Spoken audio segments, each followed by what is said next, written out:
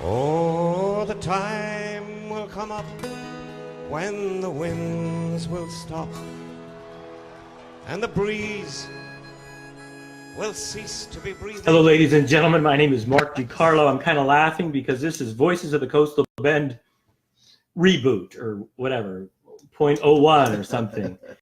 We've done the show for a number of years in various studios, etc., and I've had a hard time getting anyone to tape the show. So we're doing it here and now, and this is live. And I don't know if people could send us questions.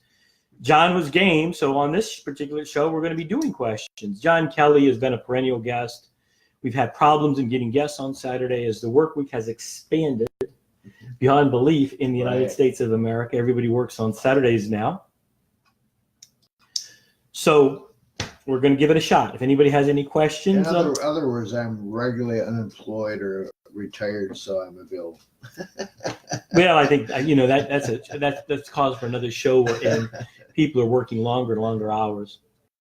John, I thought of some interest. One thing is we had let's talk about the Supreme Court candidacy of Mr. Kavanaugh.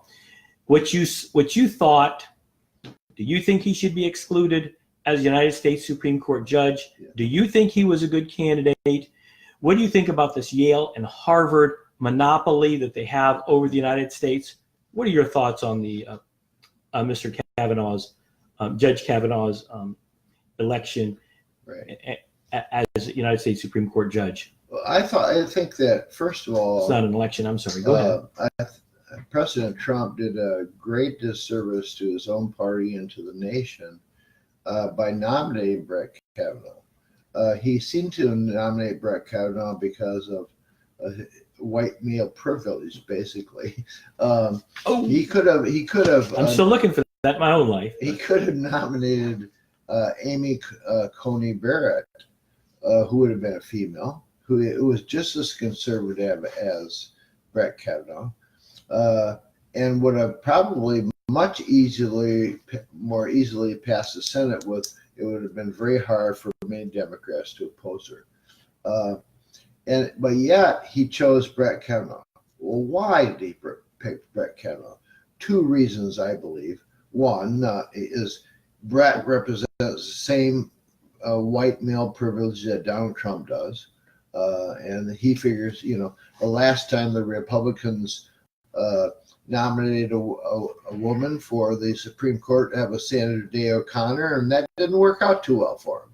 She proved more liberal than they wanted. The second reason is Brett Kavanaugh is committed to expanding presidential power and executive power and not making the president subject to criminal law, which I think is a big thing. He said a president should not be indicted. He said that in one of he's the Washington, D.C. Federal judge, yes. Correct? And he said that in one of his published opinions. Yes.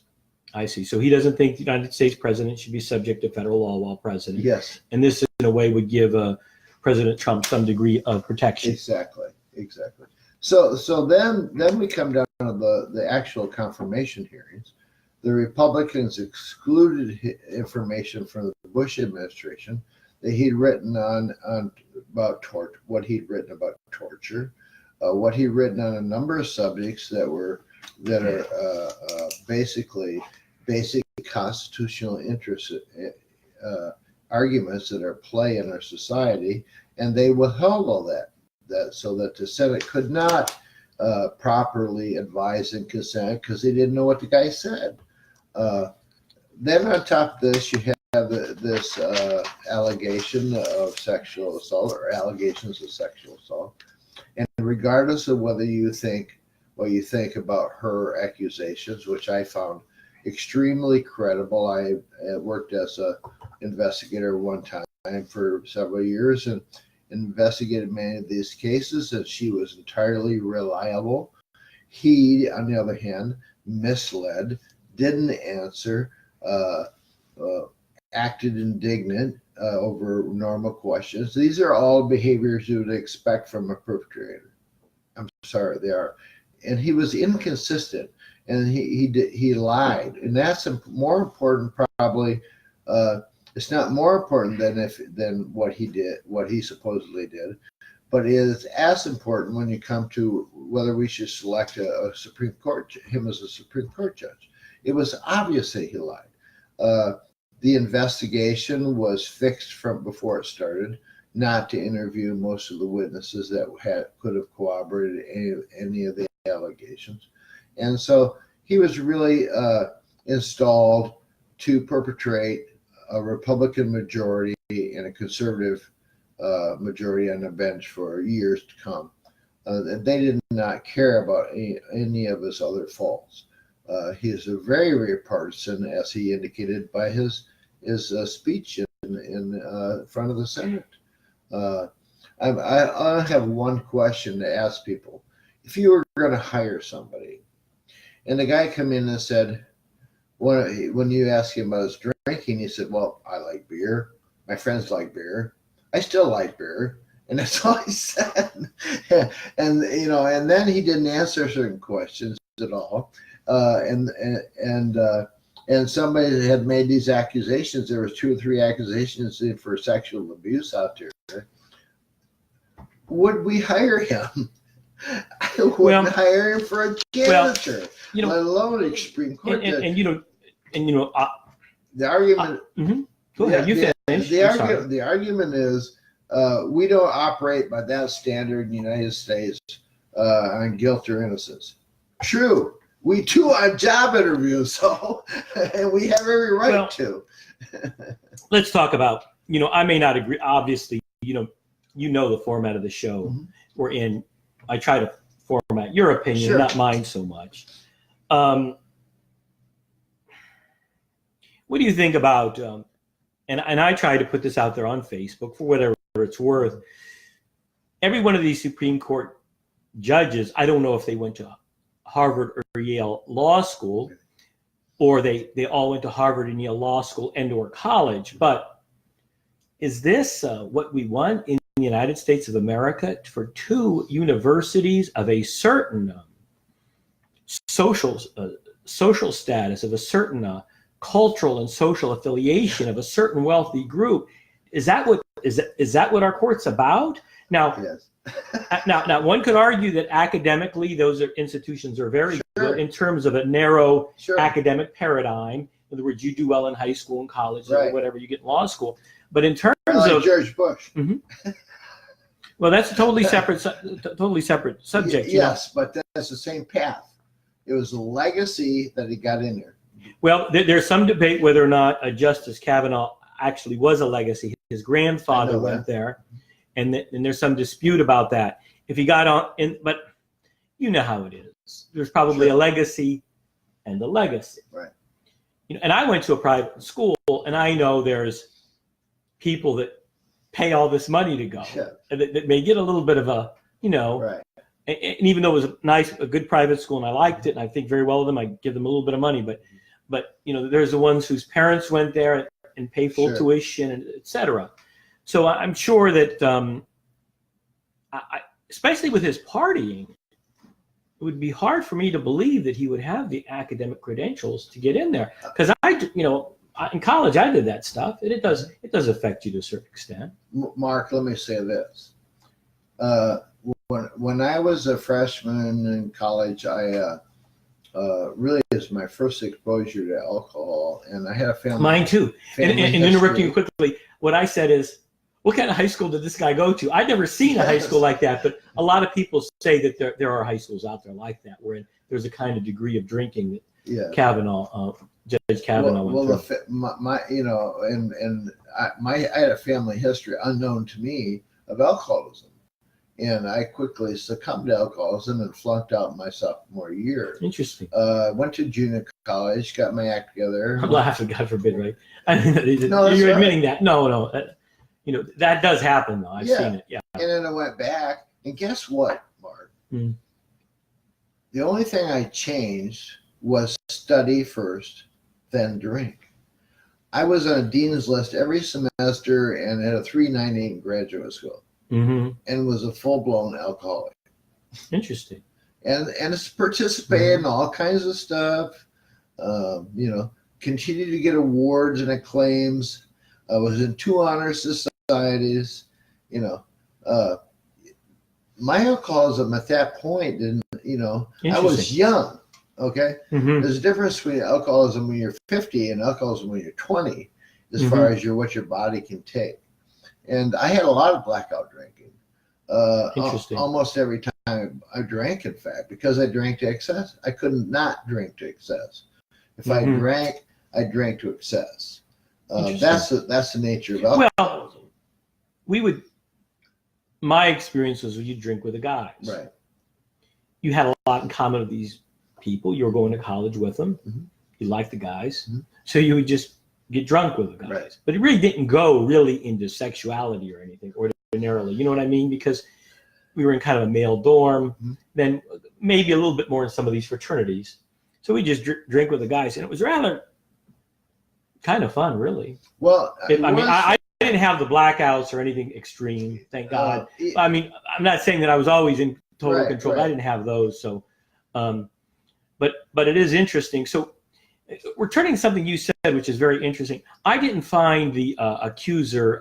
What was her name? Ford. Christine Blasey Ford. Yeah. I didn't find Dr. Ford to be very credible. But you know, about your opinion, I thought her facial effect was odd. Her rate and tone of speech was off. She missed a lot of details. And I'm no expert. And then I thought there were a lot of things that there were some blatant discrepancies in what she said regarding when it occurred. Also, I thought a lawyer on Facebook had said,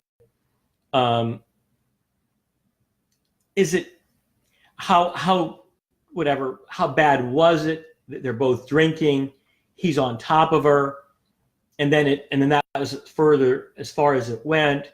And you know, we have a tendency to judge things by present values, by present social, whatever it is, political values.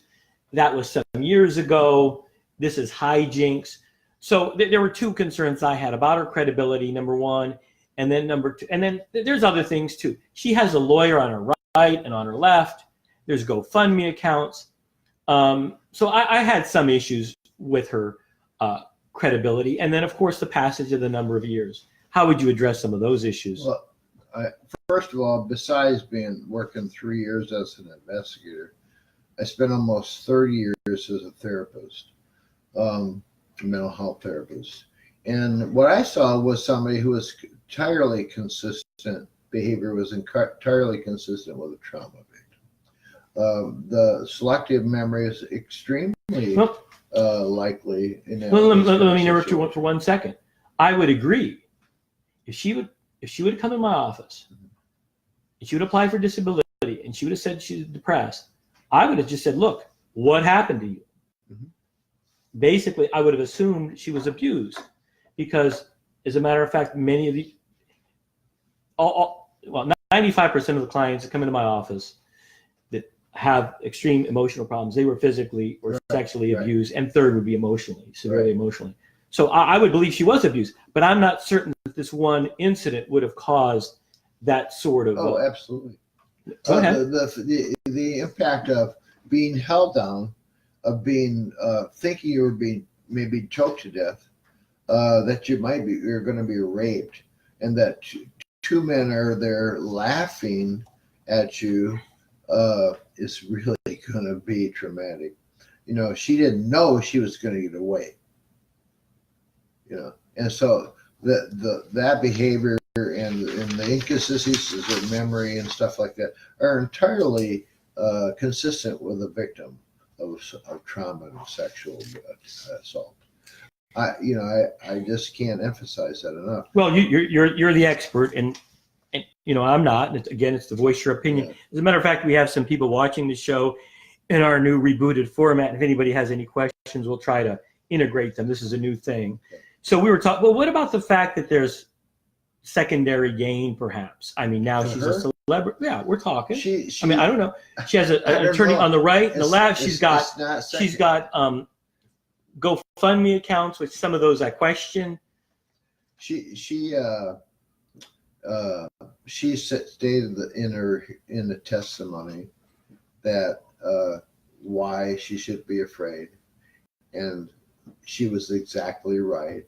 Which she says, I was fearful that my individual voice would be drowned out by the arguments of the powerful. And in the end, it was. And it sends a message to women all across this country that, yeah, we'll listen to you, but we really don't care what happened to you. And Brett Kavanaugh represents, I mean, it was amazing to me about the hearings, if I could interject something.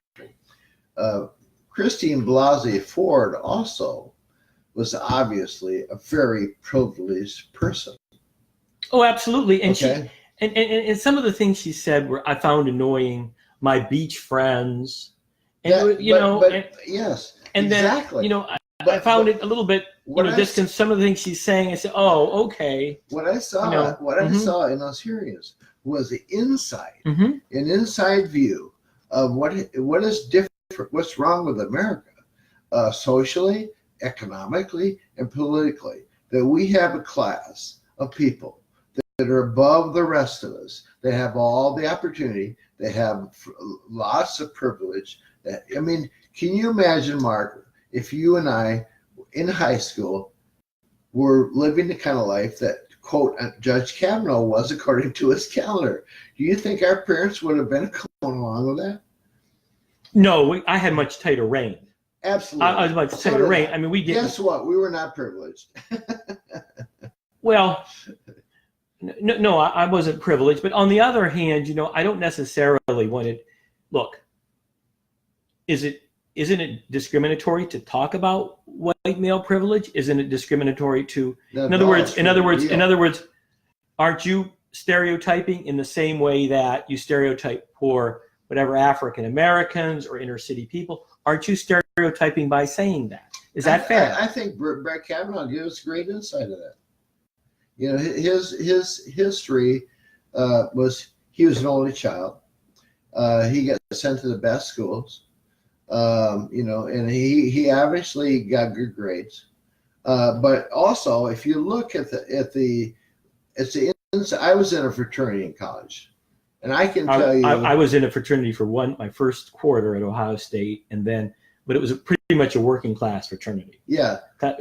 And then I had some affiliations later, so I have some knowledge of fraternity life. Okay, fraternity life is a lot of it is very alcohol fueled and sexual. Sexual. Yeah, it is. And that's basically they had a high school fraternity, which was younger guys with less judgment, even more out of control, as pretty much indicated by the judge's calendar, despite what he says it means.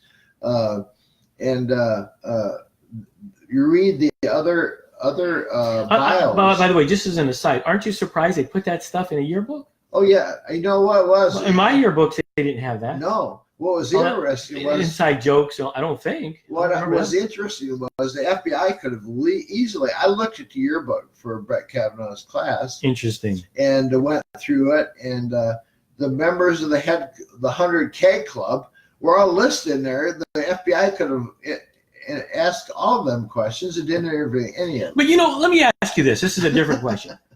Okay. And this is as doing a lot of criminal law. My clients say all the time, I ask them their criminal records. Well, 10 years. Well, yeah, you had something 10 years ago, but I did my time for that. But in America, ordinarily, the first thing the prosecutor does is they look up your record, your criminal record, and they make the plea bargain on the basis largely of that record. Mm-hmm. So where is the time for forgiveness? Well, how much time has to pass before there was no criminal conviction? I mean, when are you clean? I think there's an issue. It depends on your willingness to make amends and restitution. If Judge Kavanaugh would have came out and said, "Man, I was just a bad drunk when I was a kid, and I survived it, and I'm now sober." And I've tried, and I may have done that to Christine Blasey Ford, and if so, I'm tremendously apologetic. A lot of things happened that I don't know. He'd got a pass. He'd got a pass. He'd have been in the Supreme Court without hardly any fight. I mean, that's happened before. But the fact that he got up there and said, "Oh, I didn't overdrink. I never drank too much. I was a choir boy. All I did was go to church and participate in activities and sports." And I mean, come on. The question is the guy's basic honesty. And that leads us to ask questions about all the other answers he gave in terms of constitutional questions that he refused to answer. What's the legal standard, though? I mean, really, it's some, preponderance of the evidence beyond a reasonable doubt. It seems to be. I know that's the argument. Obviously, that it's a job interview. That's right. By the way, there was a book written in the 60s called Advise and Consent by Alan Drury that had to do with the appointment, I don't remember, of some political position. Right. And in that, there was a photograph that was supposedly of, maybe there was suicides, there was a photograph of implication of homosexual conduct by the appointee or something. Mm-hmm. So what I'm saying is, this has been going on a long time. Right. This is not like necessarily a new thing. That was a national bestseller 20 years ago. Right. So, the idea necessarily that he's being victimized is not necessarily, I think, accurate. This sort of thing has been going on for a long time. And the other thing I was going to say, in behalf of the, in a way, I'm not going to say, I have problems with the political parties, very serious problems. Yes. But in a way, I'm kind of glad, and this is an awful thing to say, I'm glad the Democrats did this, because in a way, what was worse than what the Republicans did by refusing to even consider President Obama's? Now, where was the legality there? Why, that was just terrible. So look, what's good for the goose is what's good for the gander. If you set that up politically, that sort of adversarial, those sort of adversarial actions, and hey, all cards on the table. Yes, and Merrick Garland, by the way, has ruled the same as Judge Kavanaugh in 86% of the cases that have come before that court. Okay, could you repeat that, please? Yes, Merrick Garland, Obama's person, had ruled the same as Judge Kavanaugh in 86% of the cases that came before both of them in the court. So they're not that far apart. Many of the people that voted for President Obama felt betrayed because they did not see his attempts to solve some of our unemployment problems, our urban problems, despite this fact, these indications, he's a socialist, etc. We didn't really see any national political programs to change things. Was it ever addressed about the tremendous costs of colleges? Many of these issues for working class people were never addressed by President Obama. Many of us were very disappointed. Remember that, first of all, Obama was a centrist. He never was a progressive. Only 2 of his 8 years in office did he have a majority in the Congress. And so the rest was trying to manipulate between the Republican majority in Congress and himself. And it's pretty hard to get much out of a lot of things. He didn't do as well, I think, in a lot of areas that I would expect him to do better.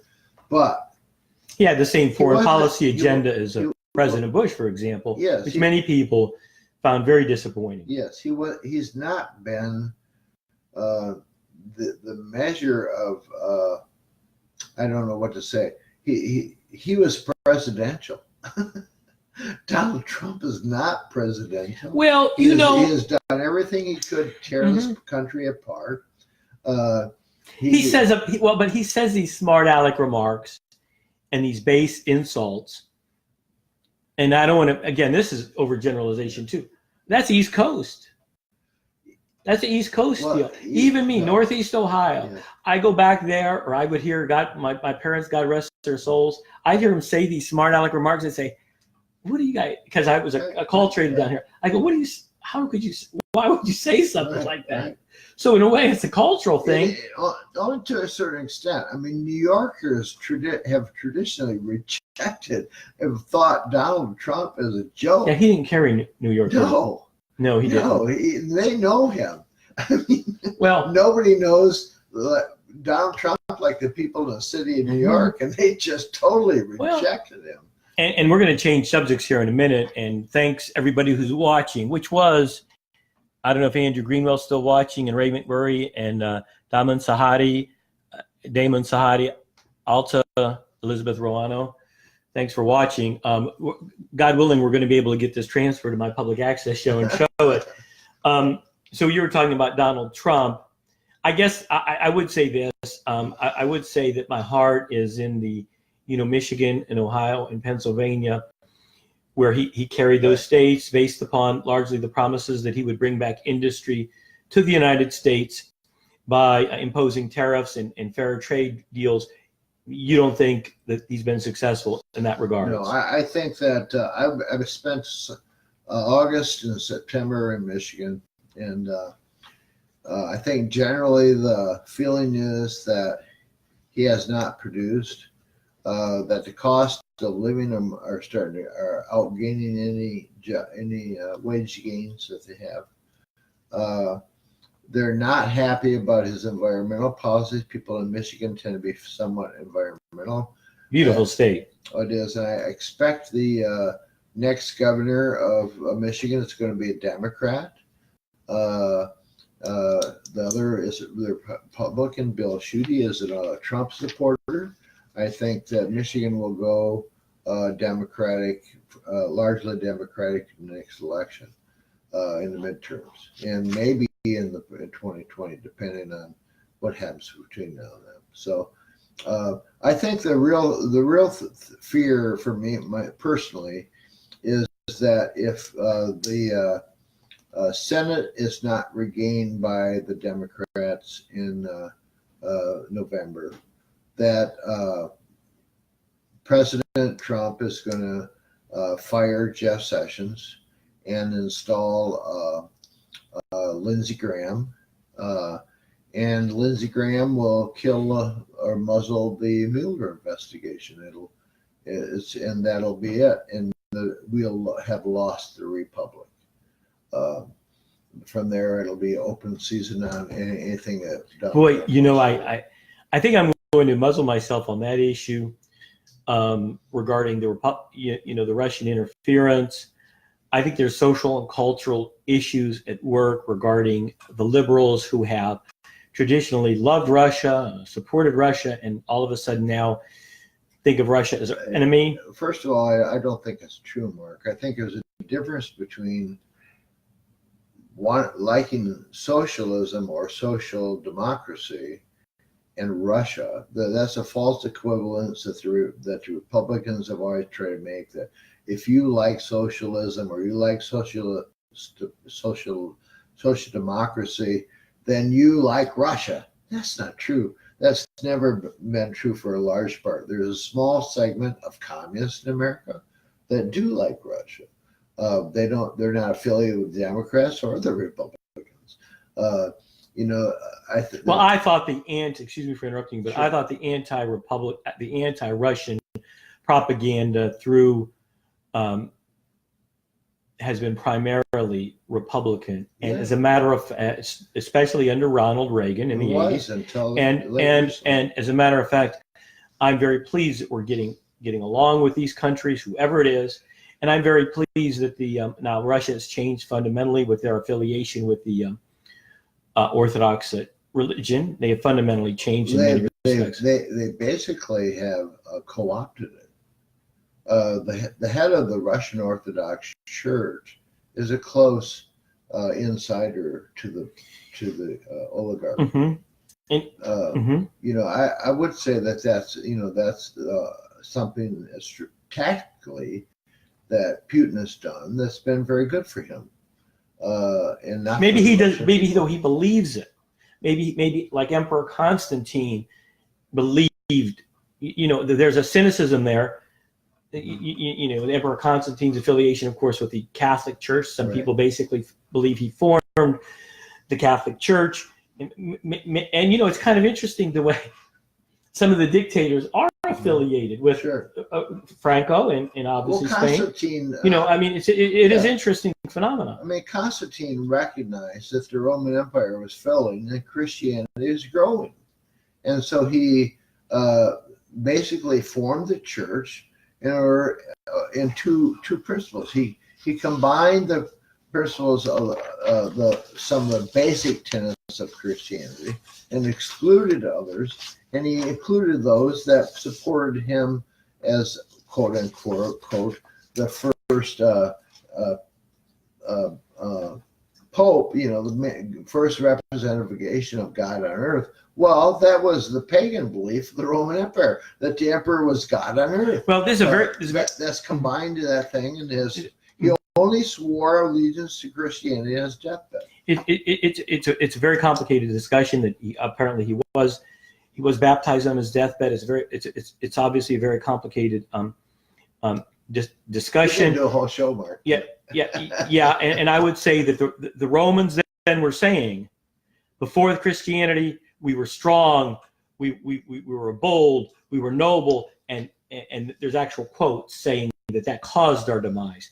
But let's get off of that subject. It's a very interesting subject, and let's talk about the mayoral race, because we have a very strange mayoral race. And you know, I had run last time, and unfortunately, due to a very tragic tragedy in my own life, I was sued in Cleveland, Ohio, and then it has to do with my father's death and professional obligations. I couldn't run again, and obviously, it was very, very disappointed by the way I was treated locally. Yes, I really.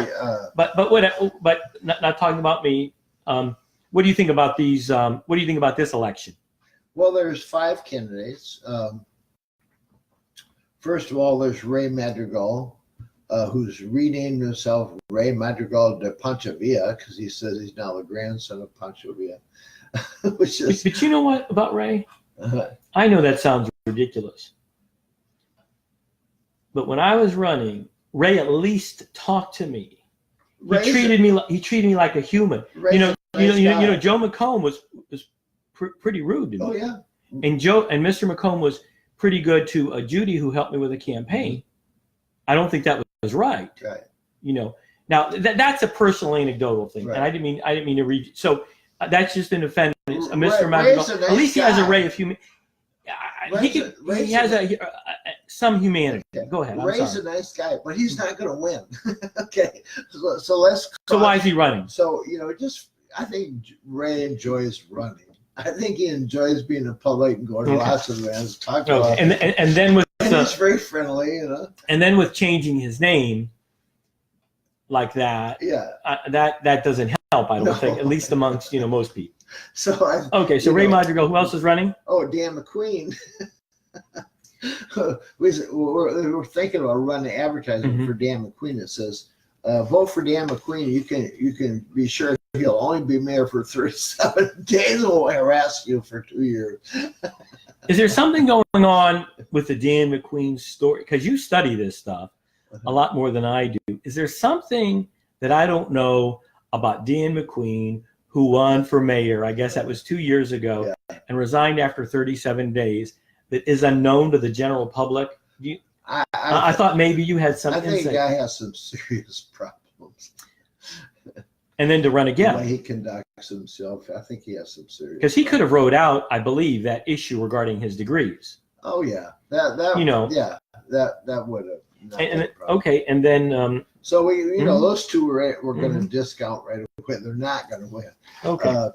I think the third person in the race who's probably has a poor chance of winning is Joe McCombs.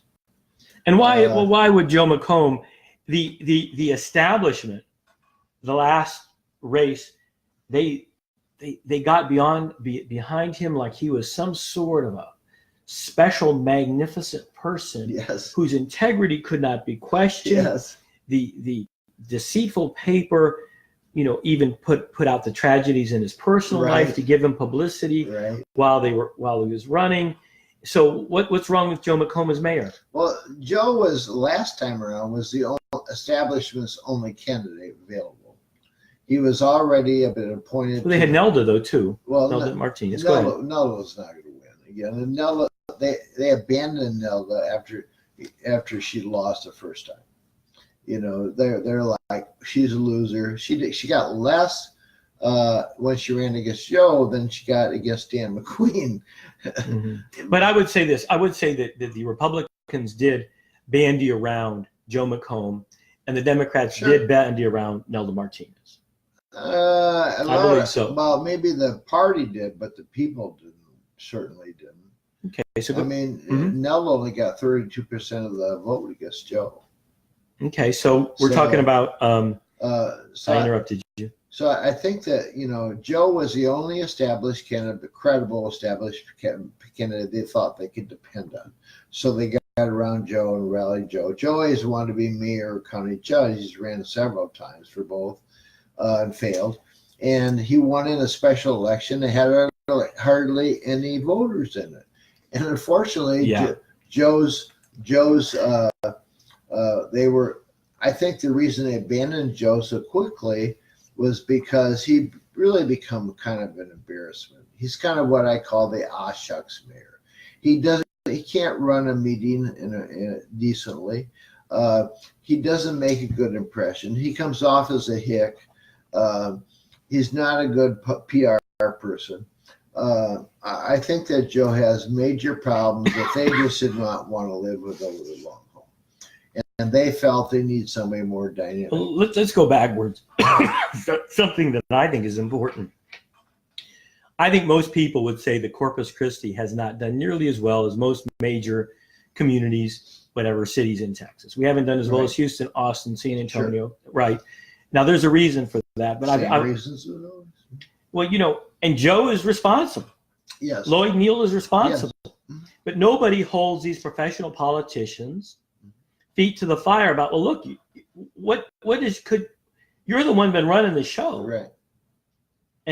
But nobody ever holds them responsible. Well, see, Joe did a number of things that let them down. I mean, this budget debacle was horrible. Mm-hmm. They're $20 million in the hole, then they're $12 million, then they're $4 million. You know, various cuts are made. Again,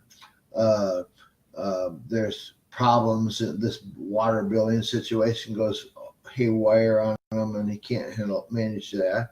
Yeah, you would think that it would be an easy matter for the mayor to stand up and say, look, here's what's occurring.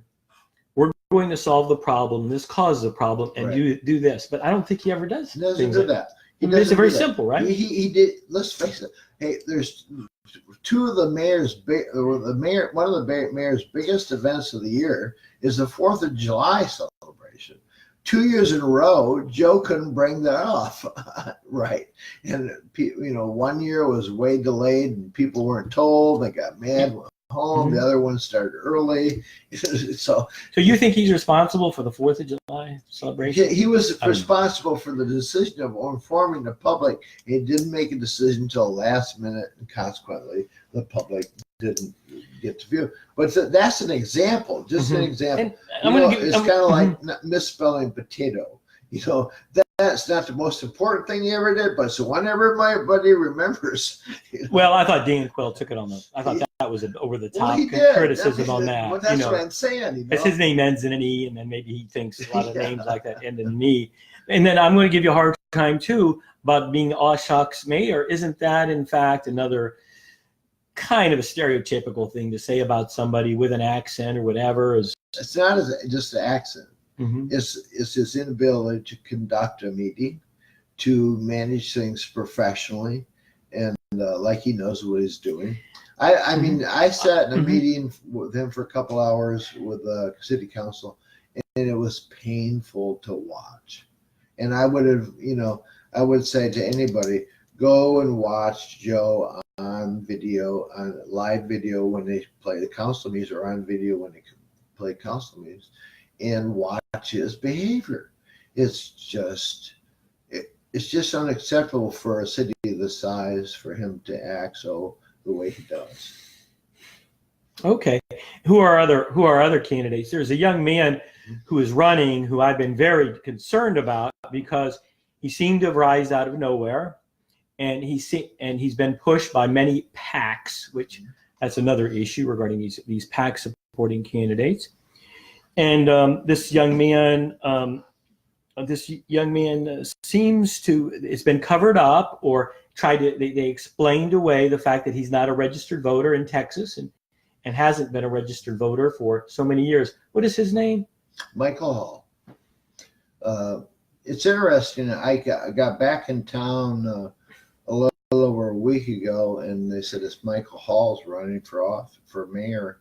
And I said, well, who is he? And I asked about him, and nobody seemed to know much about him, but he had all kinds of endorsements from the Padre Island Business Association, the police and fire departments, the port, the real estate association. And I thought, I've never heard of this guy, and I've been in politics here forever. And you've been in politics here forever, and you never heard of an unknown with those sort of endorsements for either, right? Not at all. Very, not very, very, very That's suspicious. Yes, very suspicious. And nobody in the media, of course, will point that out either. Right. And so, we started looking at him. Number one, he has never voted. I thought he had voted before, but not in Texas. I think maybe the first time he was eligible to vote, probably in 2008. Mm-hmm. But he said he never voted because the presidential election, no, he didn't want to vote for either one of them. Well, there's lots of people elected that are important besides the president. Oh, certainly. Yeah, he did say that, as printed in our local paper. He did state that. And I think you bring up an interesting point. There's all these other elections, senator, whatever. And so then the other thing, he's never held public office. He graduated from Purdue in 2014, and before Purdue, I can't find any trace of the guy. He says he was lived in the Chicago area. Well, that's kind of a real, general. You can say that you're one of 5 million people, but that doesn't tell me anything about you. He's had 4 different employers since he's graduated, and they're all oil and petrochemical related businesses or consultants, engineering consultants. He seems to hide the fact that his wife works in the industry for Flint Hills Resources. That's not apparent on his website. He's so it sounds like a coup d'etat almost of this oil petrochemical industry of the entire area. Yes, and she worked also for the ExxonMobil project over in Portland, and so they're heavily invested in that industry. And I don't know how you can make decisions for the city if you're so dependent for your money on the industry. He graduated in 2014 from Purdue and they just graduated. Both of them graduated from Purdue in 2014, and they own a $600,000 home out on the island, and probably looks like he's got about a $200,000 fishing boat as well. He keeps it at Port A.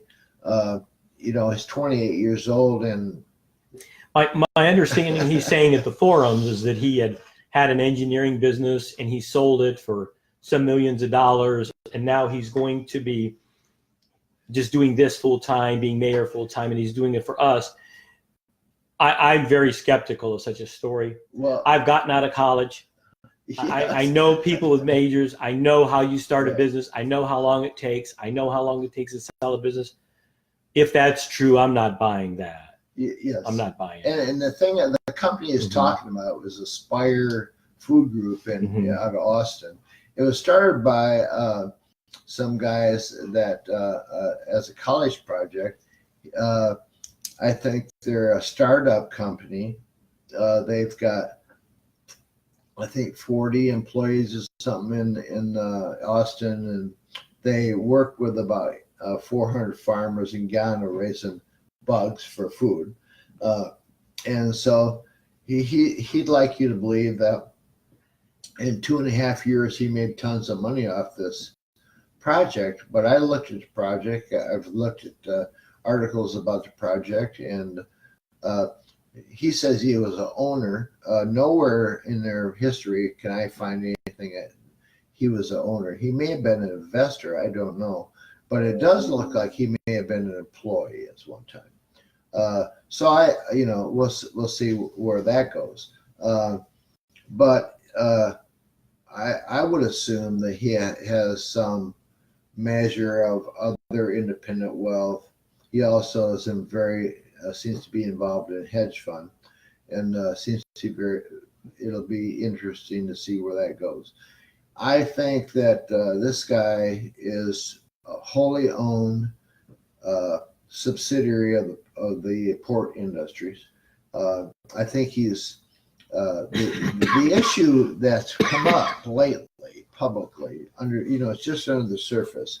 It's been circulating regularly through town. Is how when there's $30 billion of investment money coming into the area, a large part of that to the industrial district, are we $20 million in the whole of the city? The port industries are not paying their fair share. That contract was renegotiated a couple years ago, and as soon as it was, the industries went to court and went to work and getting their valuations all lowered. So that lowered the ability. The renegotiated contract did not pay anywhere near as much as the city thought, because they went backpedaled it, went and basically subverted the agreement without a renegotiated agreement. The agreement was set under valuations. So then they went back and okay, this is getting kind of technical. Right. This is going to kind of technical. No, yeah. That's fine. But you're basically stating that you don't think that the petrochemical industry and or the port industries are paying their fair share of taxes, yes. And that's being they depreciate all their costs in 6 years, and that's being picked up by the taxpayers. Of course, there's water issues involved in all of this. Yes, there is. One of the things when I was running for mayor, whatever that was, a year and a half ago, and they kept saying, as Mayor McComb said, we have plenty of water. We have plenty of water. Then they just raised taxes on certain industries, right? And they said, well, that's for future water sources. Well, I thought we had plenty of water. Yes. Well, what's interesting is I've been following the water thing for several years and sat in a lot of city council meetings. Several years ago, when we got the water from the new source, I can't remember where it is right now. A couple of years ago, we bought more surface water, right, and a new pipeline that hooks into the Mary Roads pipeline. It was determined that we had enough water to last till 2060 with no problems before we would need additional sources. Now that is including the 60% of that water that goes to industry. Now since then, of course, industry has exploded, and all these plants need lots of water. And I had a discussion with Everett Roy in District 1, and I said, well, what do you think the most important issue in the district is? And he said, availability of water. I said, what are you talking about? I said, we don't need water. Then he said, well, I believe that we need to help, finance to support desal. Well, wait a minute. Our water rates are expected to go up at 6% a year for the foreseeable future, no matter what happens. And we don't need desal, which is very expensive. I said, why don't we just say to industry, hey, why don't you guys build your own desal plant, supply your own water, and hey, we got water till the next century as far as the residents go. We do not have a residential water problem. But they're expecting us to pay for that desal plant with higher water rates so they can have water. I don't think that's feasible in the long run. I think that between taxes, windstorm, utility costs, we're going to start pushing people out of town. That's right. Well, I think that's already has occurred. You've heard people say, Yes, I I'm have. moving out, it's getting too expensive, and, Yes. and they complain. And I've said for years, I said, you could give someone, they're talking about affordable housing when we were running. So you give somebody a house, but they can't afford the insurance, the taxes, the water, the utility bills, right? Yes. So it's a, but that approach is never discussed. And of course, it's my understanding that in many areas that they sell you, the city sells you the water, but they don't make any money off of Yeah. the water. They call it the fancy name, revenue neutral or Right. something. But in this area, it's definitely a taxation, right? And I think that there is enough talk about this going on in the community that the industries are paying their fair share. That Michael Hall was put forward as insurance to make sure it stays that way it is forever and ever, as long as they can push it. How is this guy not going to recuse himself from everything that has to do with the business and industry? Well, he won't necessarily do that. We've had that That's issue right. go on before when Ed Martin was on the city council Yes. and he had the affiliations with Construction company. Berry Construction, and he sends raise to the Yeah. I believe he's what it is, that CEO or something of Berry Construction, or president of Berry Construction. So we've had those conflicts of interest before, Sure. unfortunately. And I don't know that as you're stating, I don't know anybody on city council right now is closely affiliated with the industry. Is that right? I don't think so. No, they've lost Lillian Rojas. Yeah, Lillian Rojas had moved to San Antonio. it's She was interesting. closely affiliated. There are three. But before we leave that subject, I would like to, that's my opinion. I'll report more on both CC Council Watch and Neighborhoods First as I find out more about this guy, about Michael Hall. Okay, but I think Aislinn Campbell. Mhm. I'm not sure she knows everything she needs to know to be the mayor, but I think she's honest and her heart is in the right spot. So I'm going to interview her, and I'll put the results of that interview up on Facebook on my CC Council Watch and Neighborhoods First. I haven't made up my mind about her yet. So Yes, I think that I wasn't that familiar with her other than very recently regarding this downtown farmers market. And, I know that there's some degree of whatever, some sort of social status on having things on the bay, whether it's Christus Spahn Hospital or tacos, not bombs, or the farmers market. I don't know about all of that. I would think one friend of mine said he went to the downtown farmers market and he said it's very hard to park and to walk to it. I don't know. I haven't been there. The thing is because your heart's in the right place doesn't mean you're ready for Well, the absolutely. job. And that's Absolutely. That's what we have to find out. Absolutely. And that's what we have to find out. And does that cover all of our candidates for mayor? Yes.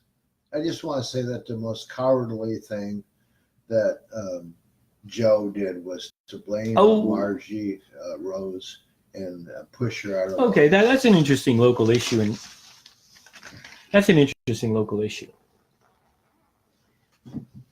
That was like another kind of con government media cover-up. What happened? I don't know of anything. Well, I don't know of any scandal regarding and then they go into secret, what do they call that? Executive session. And then she's gone. Nobody says why. Nobody says what the issue was, nothing. Well, And then she gives, I think she's one of these kind of magnetic political personality types. And she gives some sort of ambiguous statement. Oh, okay, I was nice working for you, but I'm moving on or something. Mhm. So what happened? Do you know? well, Any idea? I'm just going to speculate here. The council found out that they had a $20 million deficit. Well, that was their fault. They approved the budget, set the policy. Mhm. They're in charge of all that. They have to approve every single monetary expenditure.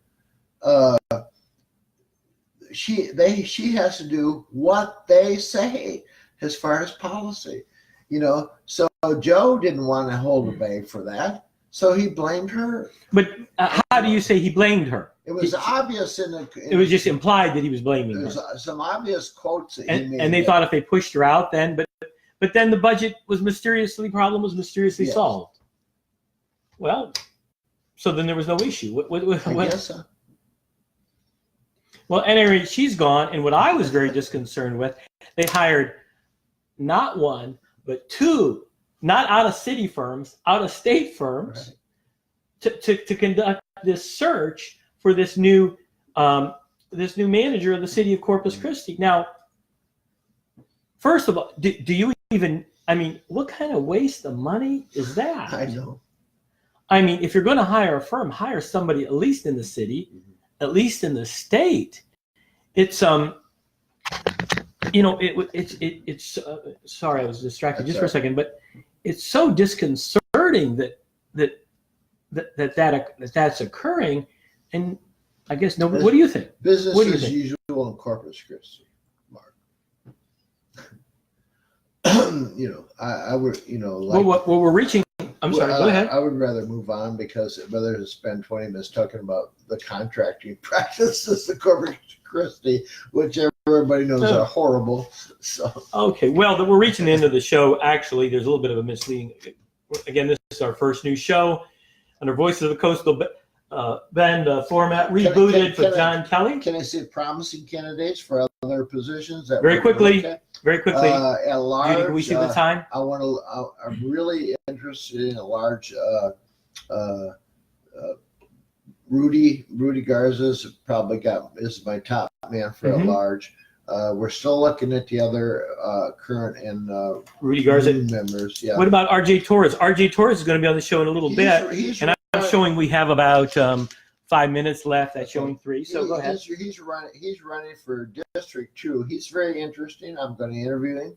Also, He's an attorney. RJ yes. Torres is an attorney, and I think he's a very congenial person. Yeah, so is Ben Molina, but I have not been impressed by Ben. Well, I had look. policy. We're filming this show on 722 Elizabeth Street, and I've had a lot of problems with the expansion of Christus Pond Yes. shoreline. A lot of problems, parking problems, etc.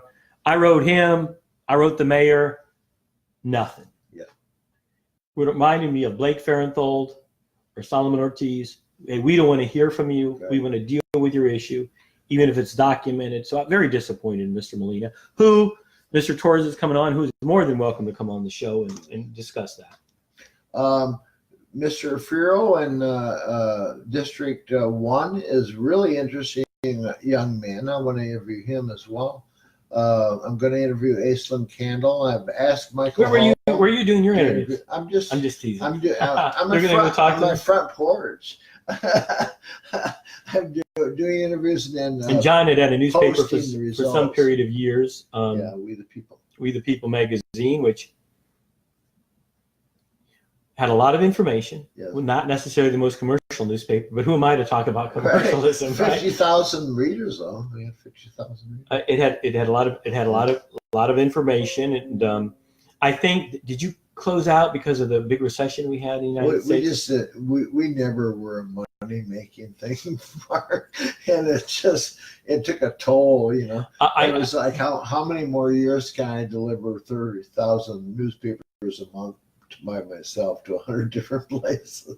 I mean, well, the gossip was is that you took it on the gossip was what I heard from hearsay is that you took it on the chin for publishing these famous Blake Farenthold pajama photos, and that some of your major contributors, after you hit him so hard that they bowed out of your paper, and then that's caused some degree of financial. Really that's not true. Actually, that brought me some additional support, but financially, we just always struggled.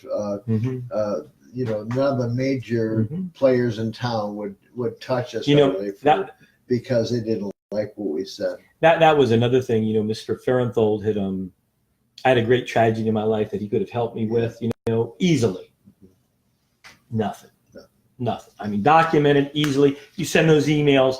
When these politicians don't respond, we vote for these people, and Mr. Farenthold never reached out to the public, never would appear on my show after 3 invitations.